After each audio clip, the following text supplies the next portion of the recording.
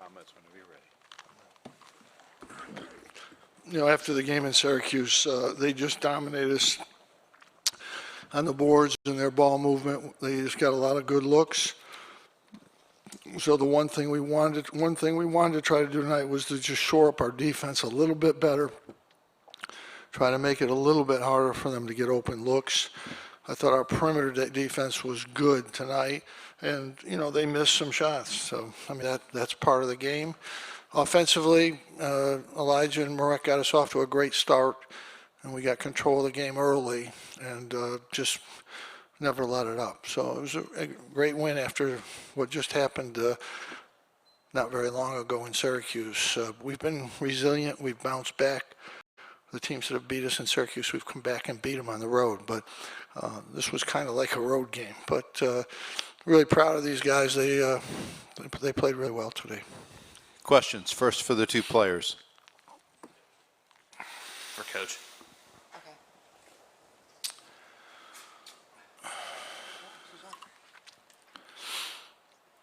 Yeah, for both players, Mike Barber, Richmond Times-Dispatch. The announcement that tomorrow's games, if they're played, will be played without fans. What are your thoughts on playing in a potentially empty gymnasium?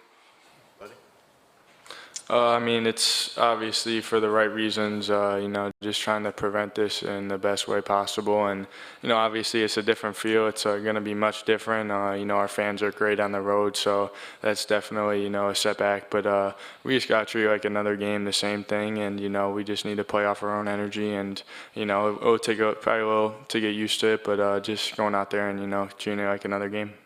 Elijah. Yeah, you know, piggybacking off that, just bringing our own energy. You know, we have a great fan base on the road.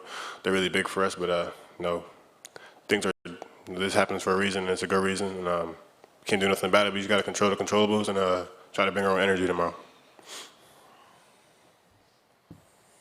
Third row to our left.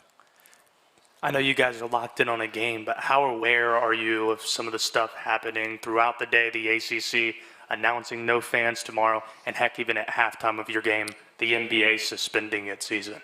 Elijah.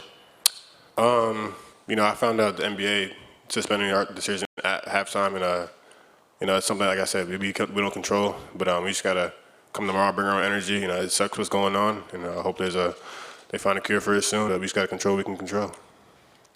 Yeah, it's definitely, I mean, it's tough. I heard the news also at halftime, and it's just like, it's a little, you know, it takes a little to get used to that's really happening, and the NBA is really in a lockdown. So, you know, we just got to be as cautious as possible and, you know, really take this seriously. But, you know, it's just trying to keep in track with everything and make sure I'm aware. Elijah, obviously you got a chance, or Eric Boynton with Gannett News, you obviously got a chance to return to play in this tournament in Charlotte last year, but having this monster performance and such a lopsided win, does it mean anything more to you that you started your college career just about 160 miles down the road in this state? I mean, it's cool, I guess. I had a couple friends from my old school, you know, come support me and watch me, and that was pretty cool. But, you know, it's just another game, just going out there doing what I love to do. Front row. To either of the players, I believe they got to within 4 at one point, and I think it was a 7-point game late in the half, and then you went on that 14-0 spurt right at the end of the half. What got that started, and what was successful for you there, and do you feel like that kind of took them out of it? Buddy. Well, we just started getting stops, and, you know, Boeheim stepped up on Anthony and got a flagrant foul, which was huge for us. He had 2 free throws. You know, I was able to hit a turnaround, go up 11, and, you know, from that point on, it was just a big momentum shift, and I thought we really took the game over. And, you know, we were just getting stops, letting Elijah, you know, operate on the offensive end, and he had a big first half, and, you know, just playing off him and getting stops. Second row. Thank you. You guys entered tonight with a 9-game losing streak to UNC, first win in 6 years. You know, what about that matchup was so difficult for so long, and then what was kind of the prep heading into tonight that led to this, you know, 30-point blowout? Elijah. They're a good team, well coached. They run good sets against us. They hit the glass. They run the court, and they're a good team. So, you know, we came out today, want to taking it a little personal. You know, they came to our home court and they beat us, and we should have took it personal.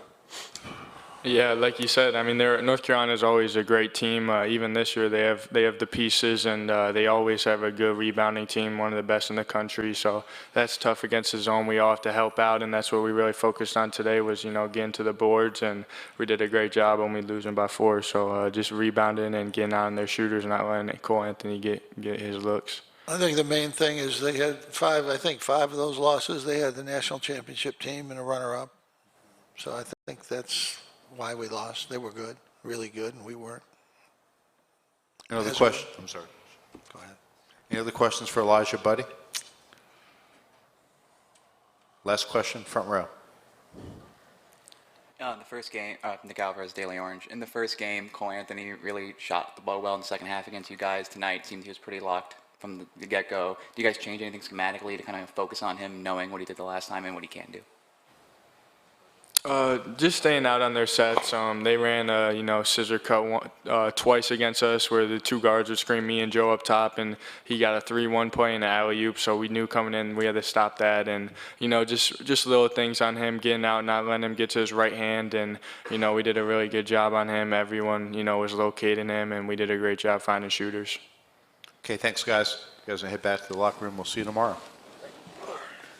Questions for Coach? Coach, you've been around college basketball for 44 years coaching, right in the middle, sorry. Yeah, sorry, I got you.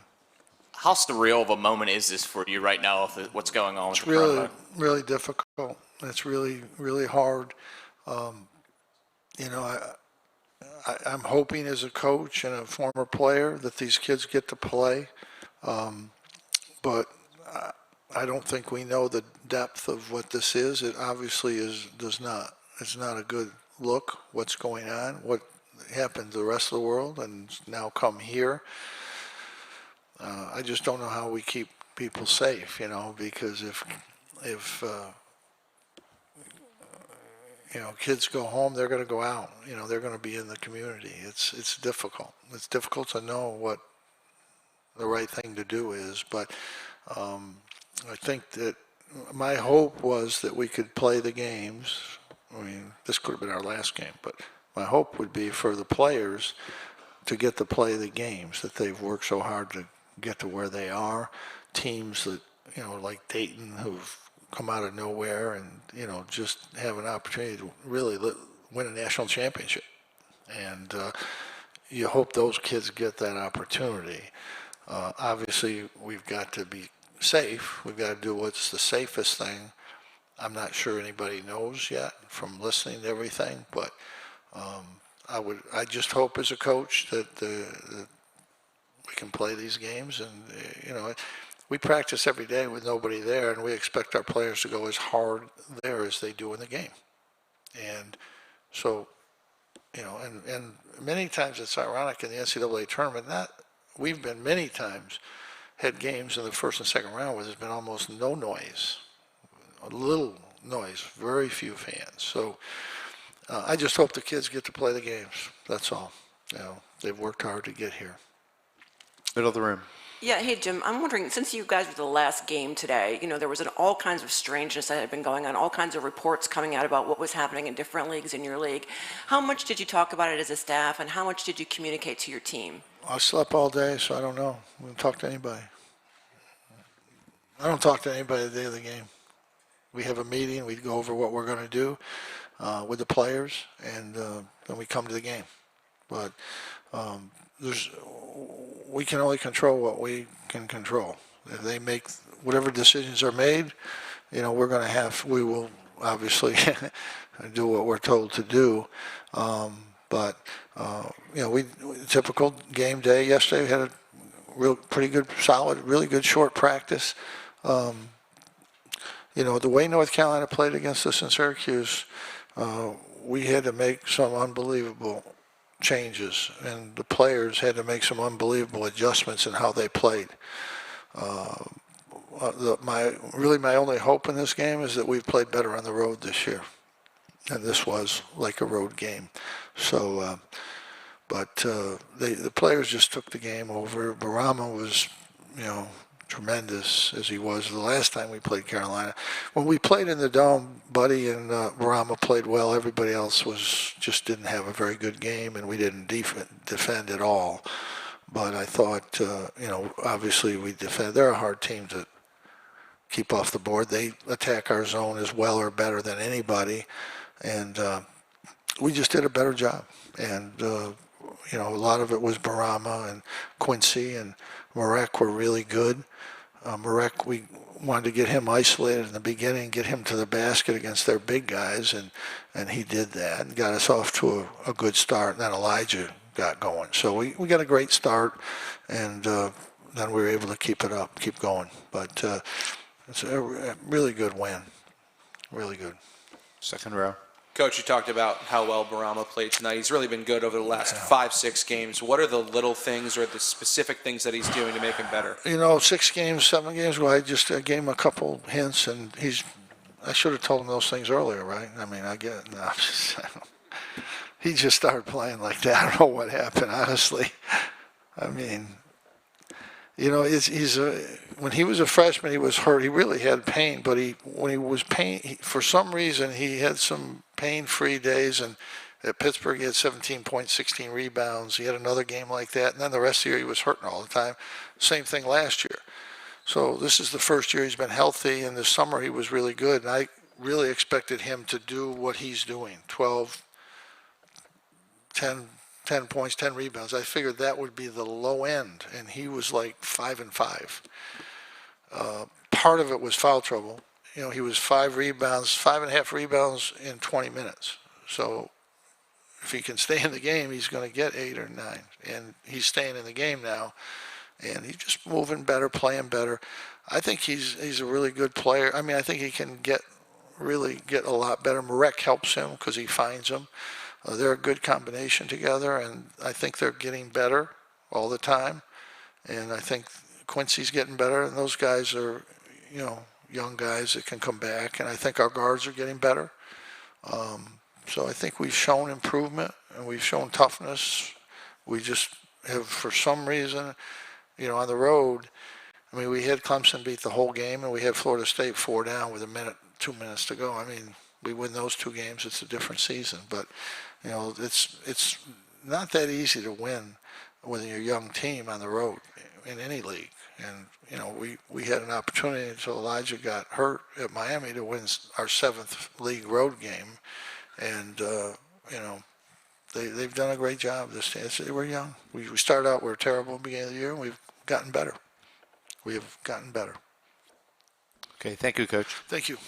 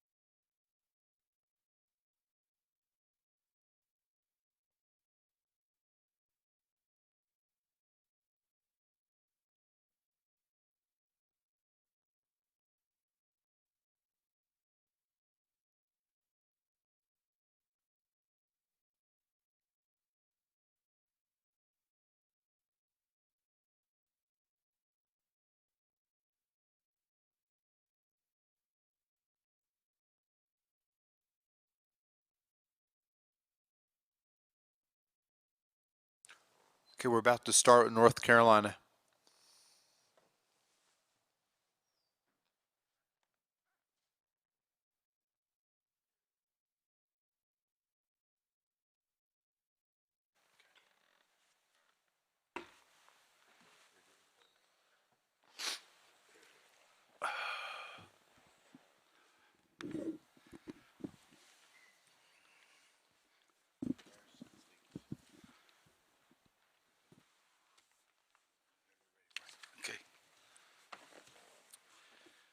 Okay, guys, it's a very difficult time right now. We didn't play very well, and I certainly didn't coach very well. Syracuse came out early and made shots, and we got in foul trouble in the first 5 minutes. There's not a lot to say. I mean, I think that we played them 10 or 11 days ago and played extremely well, and they may have had more incentive to come back, or they may have just played better and coached better today. But we didn't get off to a good start, and then we made a little run to try to get back in the game, and it was a 4-point game, and then we just, everything we touched turned bad. Turned badly, I guess is better English. They made shots. We couldn't make a shot. And we came out in the second half and tried to get more involved and got the ball inside 3 of the first 4 possessions and scored. And then we lost the ability to get it in there, either by not making the right pass to get it in, or the big guys not moving as well. And again, that's I've got to do a better job of coaching. And I didn't do a very good job coaching this game. That's the bottom line. Questions for the players first, please. Raise your hand, front row. To either of the players, what happened during that 14-0 run late in the first half? What caused it, and how much did that take out of you guys? They ended up getting a lot better shots they wanted. They ended up getting a lot of the shots they wanted. They forced us to take a lot of bad shots. I think we turned the ball over a couple times in that stretch, and they took advantage of our mistakes. Leaky. We got in foul trouble and started turning the ball over, and they started capitalizing on that, and we just dug ourselves into a hole and just couldn't pretty much dig ourselves out. To answer your question, I don't think it took a lot out of us. It was just a time that we struggled, but I don't think that we quit from that time. But it was just we took a blow, but I don't think we quit after that. Other questions for the players? To our right. Garrison and Leakey, it seemed like with some of the foul calls early, the team kind of got frustrated, and as the game kind of got out of hand, that frustration grew, especially if they were late. Was that a challenge, kind of keeping those emotions in check?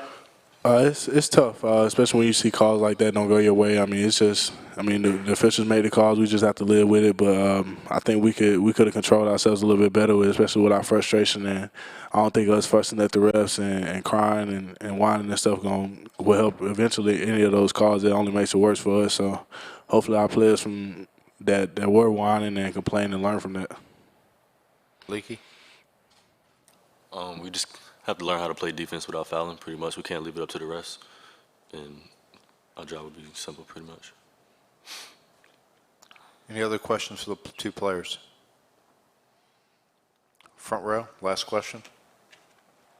Either one of you guys, what can you learn from a season like this? I mean, what can you take from it, and how do you get better because of it?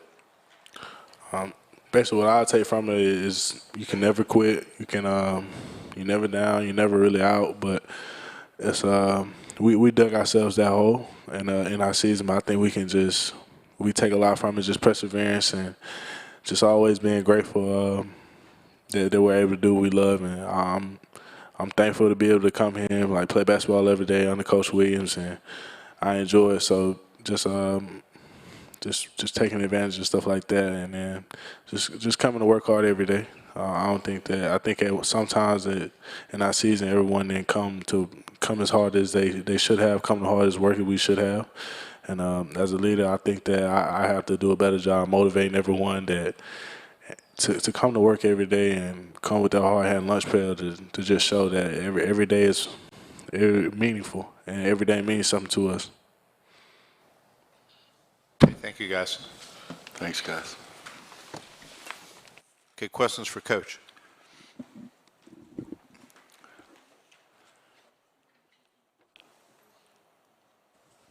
Back right. Roy, this is clearly a frustrating end to a frustrating season. Did you feel at any point during the course of the year you kind of got a glimpse of the potential of this team? Yeah, I thought, needless to say, I thought we'd have a better record at the end of the year. I don't spend a lot of time thinking about what our record's going to be, but I try to evaluate our team, and I thought that we could be better.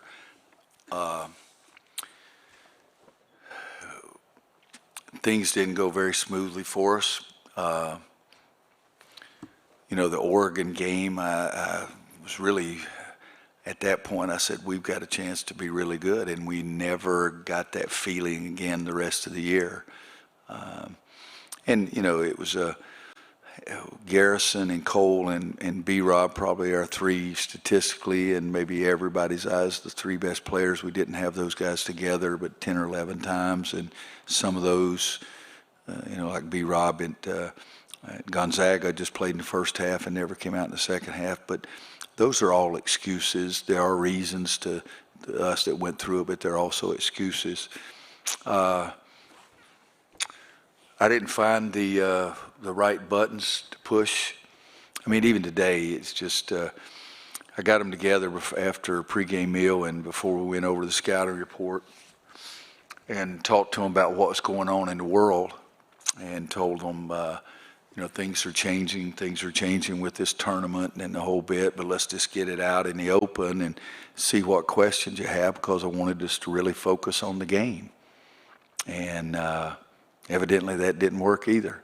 I felt like that I'd take two steps and one of them would go forward and the other one would go back just immediately, or I'd take one step forward and two would go back. But I told them in the locker room, you know, I'm as lucky as you can be. I get to coach. It's all I've ever wanted to do. And right now it's not fun. It has been a difficult year, but this is what I want to do. I didn't see this coming tonight, and so there's another way I made a mistake. I should have prepared them differently. I've did more soul searching this year than I've ever done because I've been so lucky. But bottom line is that Syracuse beat North Carolina tonight, and Jimmy Boeheim did a better job than Roy Williams did. And those things aren't easy to say, you know, and I have a great deal of respect for Jimmy. I think he's one of our great coaches, but I didn't have my guys to play as ready as he has his guys. To our left. Yeah. Hey, Coach, speaking of what's going on in the world, as you put it, during the game, the NBA suspended its season. Is it your belief that college basketball games should be played moving forward, knowing that the pros aren't playing? I don't know any of that, so I'd hate to make an evaluation, but, you know, this is a very serious problem. You know, last night I made a joke about how that it frustrated me because they said old people and it was 60 and I'm 69. But this is the most serious problem that I can remember in our country that there's no answer for. You know, if the stock market's going crazy, well, it's just see if you can do some things. But this is a virus. This is a possibility of people getting very sick and dying, and it's something that, in my mind, is more serious than anything I can remember. And I'm way older than most of you guys. I remember when I was little that people were preparing places for you to go and hide underground because of nuclear weapons. You know, and that was not a very comfortable time, and I was really little, but I know my mom was really, really scared.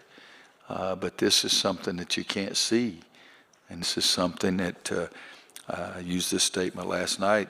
We have very intelligent scientists and doctors and people that are in charge of this kind of thing. And the American people have been very resilient over the years, and I think we'll come out of this thing. But this is a scary time period, but I don't want to try to get in and evaluate what should or should be done with the college basketball. Again, we have very intelligent people that'll make the right decision. I just got my rear end beat. I don't know that I can evaluate anybody doing anything. Back right. Coach, Yep. from a basketball perspective, what point of the season was the most frustrating period for you? And did you learn something about yourself, how you sort of found your way to navigate through that process? Tonight, first time in my life, I felt sort of hopeless. Couldn't find any cures. Couldn't find any solutions. And I've lost before, Jiminy Christmas. We've had great teams that have lost before, but tonight wasn't much fun. Last question. 3304 Sports. Like you said, it's been a tough season. And how do you mentor and learn the experience for yourself and mentor the kids through the pressure of playing for North Carolina basketball? Well, I told them that what you have in life is you have a lot of challenges. There's nothing more fun, guys, than being on a team. There's nothing more fun than being willing to make sacrifices towards a common goal. There's nothing more fun than doing something with somebody else, and that's called putting a team together. And now the ones that are leaving are going to be challenged later on in life because they're going to be putting another team together. That's their family. And told them that the preparation that they put in every day for those kind of things are extremely important. And our preparation for this game didn't work. So learn from that. Learn from the love that you have when a team comes together, and learn from the sorrows that you have when you don't step up. And if you felt like you gave in too much tonight, learn from that a great deal, because you can't do that in life as well. And that sounds philosophical, but I really believe that everybody's better off if you play on a team and share things and learn things about yourself. So I'm old-fashioned, but I love being on a team. And I think that's pretty neat. Thanks, guys.